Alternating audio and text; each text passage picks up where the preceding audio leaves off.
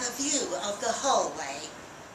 If I angle my head just so, with my head pressed on the glass, I can see into the end bedroom, a junk room that Sonny uses for storage or for hiding his illegal Lacobis. I don't call out anymore, nor ask when I'll be let out. I don't argue when he forgets to feed me, or let me out to do my business. I've learned to make do like I have my whole life, all 78 years of it. I just tell myself it's like living in the Depression again. I ration my meals, and I hold saltines and sardines under the bed when no one will look. I have a routine. I start with the paper, not today's or yesterday's or even last week's. Long ago I lined the drawers with old newspapers. Now I take them out, lay them nicely on the bedspread, ironing out the wrinkles, and read. Funny how times have changed. I read the other day about a woman who claimed she spoke to Lee Harvey Oswald right before he shot the president. Buried it was on the last page. 'Cause I don't have hot coffee with my paper. Instead, I add a packet of the instant kind in the glass of water, the one I'm allowed to get for myself before I turn out the light. Sometimes, on a hot day, the sun will heat it right up. Now, after my paper, I'll tidy the room. I make the bed. I sweep the floor, though there's not much of it. And I dust the bookshelves and the windowsill. After that, I put on a new dress, dab myself with a little powder under the arms. I don't doll myself up, since no one's going to see me. Sometimes I don't even wear my teeth. Around 10 o'clock, Sonny or one of his friends or a girlfriend, all strangers to me, will come and unlock the door. I have to pretend I'm happy to see him. I don't harbour any ill feelings towards him, or even that I notice the door is locked all day. He thinks I don't know, that I'm a stupid old lady that don't know no better. Sometimes I can hear him when he's in the junk room. Yeah, that's my granny's room. No, man, she's sleeping in there. What else do old people do? He'll laugh and get no complaints from whomever he's speaking to. Oh, no, man, the door's for her protection. And can't have her wandering around. You know, she's a local. Sonny's not Hispanic, but he tries hard to act like it. Sometimes, if Sonny doesn't come for me till 10:30 or 11 or even 1 o'clock in the afternoon, I'll pee in a paper cup and toss it out the window. For me, half my day's gone. I'm up with the birds. From the second floor, I have a bird's eye view of the mark it leaves on the driveway. In the hot sun, it becomes a source of interest to the stray dogs and cats sniffing around. Glad I can give them something to do.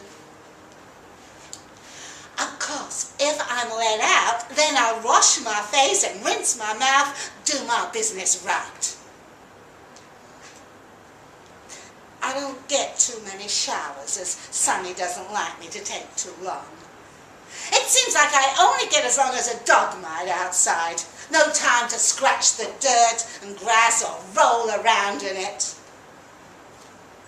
But on good days, I can boil an egg and make some toast. But I'm hardly quick. My bones are stiff and my hands have started to tremble. I don't know if it's because I'm getting old or because my body's used to being nervous all day. Sonny likes to hover near me when I'm in the kitchen. He'll kiss my cheek and talk loud like I'm an invalid or deaf. When he's not looking, I tuck reserves into my pocket for later. Tea bags, sugar cubes, a handful of cereal. Occasionally, if I'm feeling bold, I'll snatch a piece of mail off the table. Well, everything has my name on it. Mostly bills.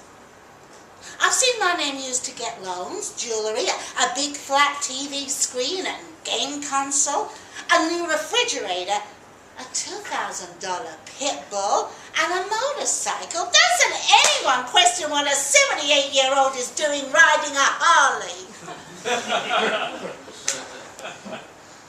Or what I'm doing with 7 cell phones or multiple cable accounts, all outstanding, I might add. Doesn't stop there.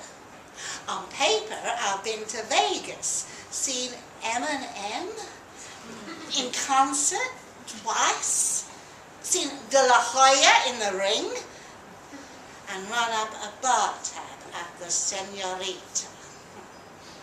I know the place. It's been around long before Sonny's time. Can't miss it with the pink neon triple X's. In the old days, bill collectors came to your door. They were the guys you saw in church every week and invited to dinner on Sundays. Well, not anymore. Nobody's noticing. The bills keep coming. In the afternoon, Sonny is usually at work. I think he works part-time installing car radios. Now, with my ear to the door, I found out it's only a cover. He steals and thieves by making a copy of the key. Then he and his friend go back and take what they want. I've heard him bragging he stole back the radio he installed and maybe even a car. I usually say the rosary when I hear this kind of talk. Sonny's mother didn't raise him like that. He didn't get it from our side of the family. But his father was a no-good cheat. Couldn't hold a job, a real worthless man.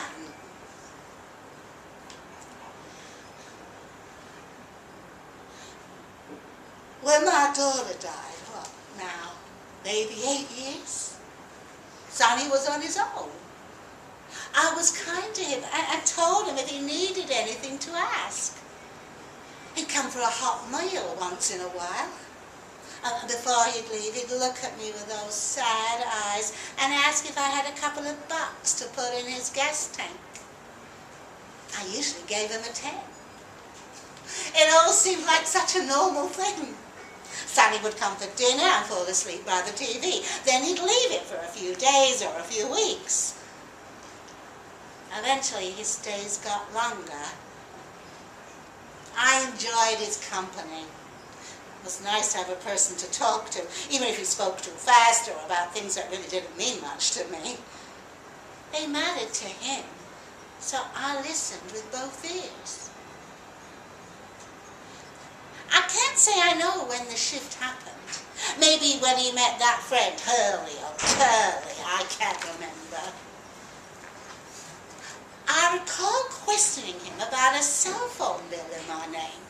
I asked him how he got my social security number or how they processed it without me being there. Online, Gran. You can do everything online. Sonny made light of it. Said he needed the phone for work and that he'd pay for it, but was a little short that week. A few weeks later, another bill came in. This one for a diamond engagement ring. When I asked, Sonny said the girl left him and he was taking the ring back. A week passed, and when I questioned him again, he slapped me across the face. Oh, he apologized. He always does. After that incident, Sonny's friends started coming around more. If I asked him to leave, Sonny would start yelling. He pushed me into the wall once, another time into the washing machine. When I saw no one was leaving, I retreated to my bedroom upstairs.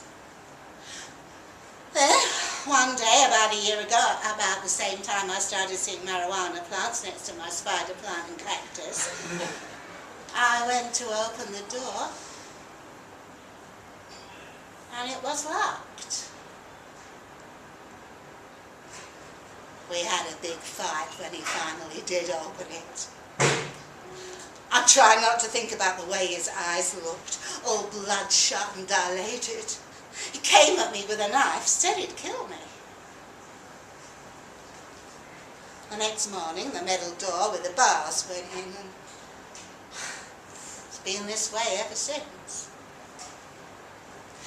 At night, the party starts, the music, the girls, the bebop. Someone thinks my room is the bathroom and bangs on the door, swearing at me to hurry up.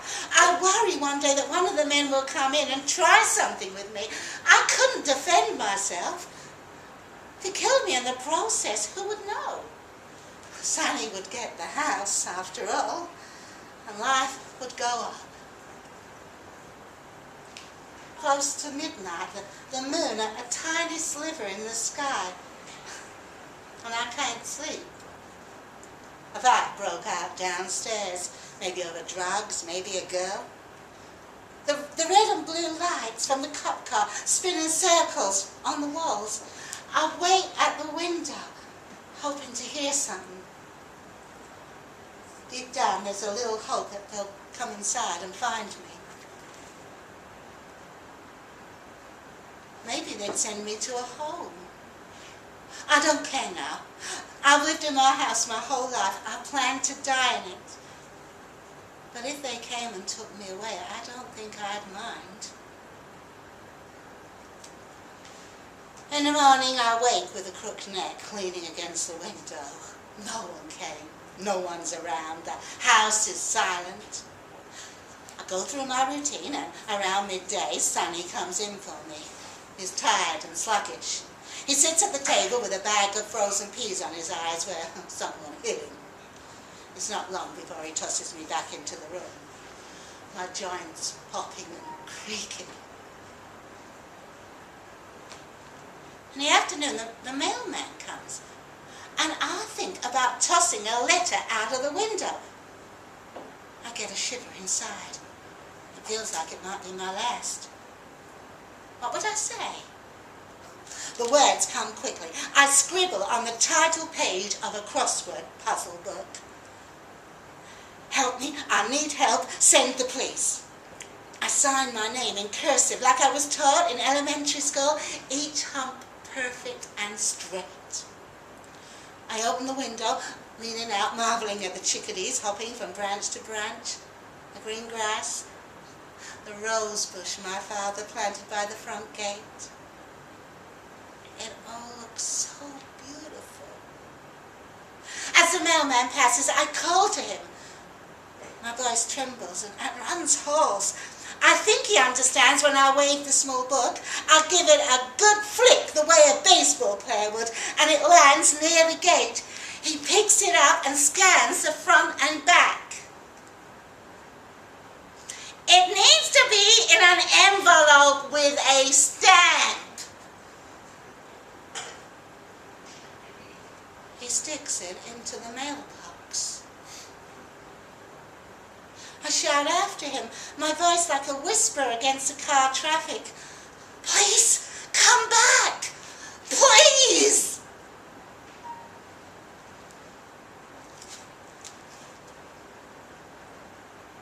It's dark before Sonny comes home.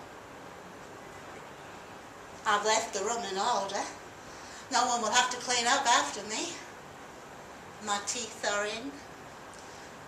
I put on a little lipstick, sprayed some perfume. I try to steady my hands while following Sonny's footsteps from the mailbox to the porch into the kitchen. Maybe 5 minutes of quiet pass, and then I hear his fist hit the table, or maybe the wall. I'm shaking so I can't really tell. I hope someone will find this letter. I'm not sure anyone will believe me otherwise. Maybe they won't even see what I wrote. I hear the rattle of knives in a drawer. You crazy fucking bitch! Sonny used the word crazy.